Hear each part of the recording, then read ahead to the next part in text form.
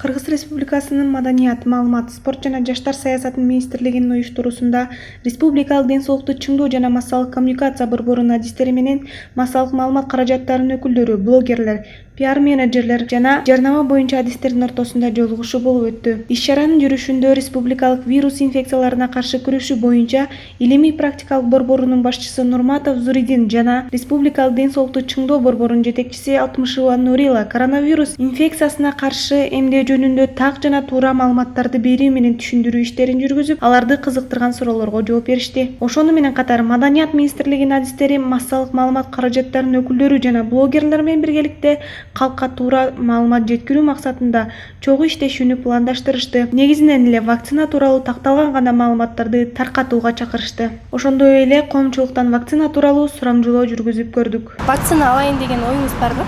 Бар оюм. Кайсы вакцинаны? Эми азыр бул жерде неме болуп атат да, же Россияныкы, же Кытайдыкы. Буюрсаңам болгон азырынча кайсы вакцинаны алышым керек, качан алышым керек чечилет. Ошону тактап атасыз, кайсы вакцинаны, кайсы? Азырынча караштырып атам, бирок алам. Ушу ала элекпиз.